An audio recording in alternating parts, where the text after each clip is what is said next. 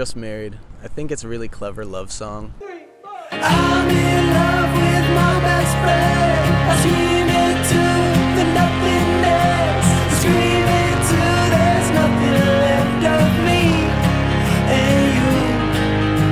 And I can't wait to spend our days talking about dreams and talking about pain. I liked how it could have two meanings. Like, oh, like they're just married. Like they don't like to be with each other. They don't get along. They're really fixed in these kind of the mold of or the roles of what a husband and wife are supposed to be, or whatever, partners. You know, this other option where you're just so in love, you're so obsessed with this person, you don't care about what society wants, you don't care what a relationship's supposed to look like, because you're just best friends with that person and you want to spend the rest of your life with them. And that's what that song's about. It's about finding your weirdo, and I hope you can find that weirdo. So Darling Child is the oldest song on the album. I wrote about 5 years ago. Darling child, where do you lie? Darling child, where do you lie? Darling child, where do you lie?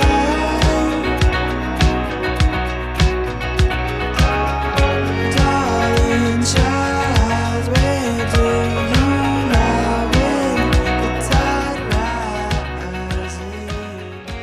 When I was babysitting for a family during the summer, and one of the kids loved the story Peter Pan, so I read the book to them every night for 6 weeks that summer, and that story just stuck with me. It was such an odd book, you know, for a kid.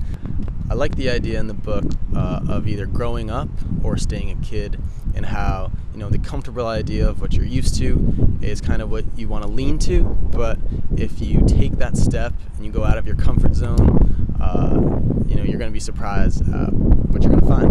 And I think we all can surprise ourselves and rise to the challenge that we're going to face. But recording the song was really interesting. So one day we're going to meet for the session, and I show up and he's like, I forgot my external hard drive, so we can't work on the previous songs that we have been tracking today. I said, oh, that's okay. Also, I have my hard drive. Like, let me just get that and we can work on one of those projects. And I look in my bag and I didn't have it as well. So we both had forgotten our hard drives on the same day. It never happened again or before. And that was huge for this recording process of the song, because we started it in such a different way. Brad just took out his drum machine and just started programming a beat, and then I just started laying down some scratch vocals and guitar for Darling Child, and it got me over this hurdle that I didn't even know I had, because like I loved the song. I tried to record it for the last 5 years and nothing stuck. Like, I didn't like any of the demos I was making. And then because of this, you know, random day, we didn't want to waste the time we had. We just kind of fooled around and took the different route, and that's what stuck, and that's what's on the album. Don't be afraid to take the route less traveled. Yeah, what's the saying? Oh no, experiment. It's good. Misty Mornings is a funny song. Not the context of it, but kind of like how it came about. You can't hold back the river when it's been raining for days. You can't tell the children they can't dance in the waves. And how can I hold back all that I need to say from the people I asked to obey? It was the beginning of spring in New England, and so it was real cold, and it was raining every single day for a month, it seemed like. And I was just going through a hard time mentally on my own, and it seemed like every day I woke up it was raining or misting, and it was terrible, and I didn't bring a rain jacket because I'm a dummy, and I would just show up to work all wet, and it was just a bad way to start the day. And this idea is, I don't miss these misty mornings, just stuck in my head. And then the song just kind of took form from there. It was a pretty effortless song that it's kind of lucky when you can find those and capture it. And recording it was sick. I love the thick bass and the messy drums that come in halfway through the song. And then the outro is literally just city sounds that I recorded out my window and a bunch of different vocal tracks.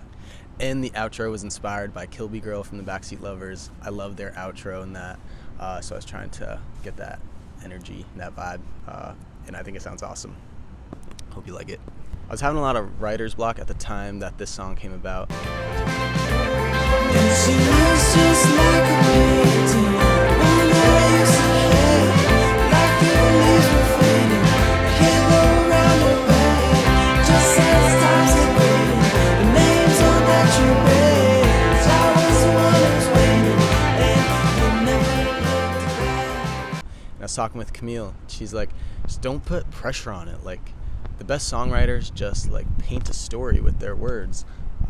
It's like, just do that. Like, you're creative. Just do it. Get out of your own way. And I just started coming up with this random story in my head of like seeing this painting that you used to have like in your childhood home, and like that kind of reminding you of those times where you had that person and then you grew up and kind of went your own ways, and now that person's on to bigger and better things and they're not looking back for you. They've moved on, and you got to move on too. And I love a good rockin' section, so this is, I think, has the most energy in their guitar solos. Real Mountjoy inspired.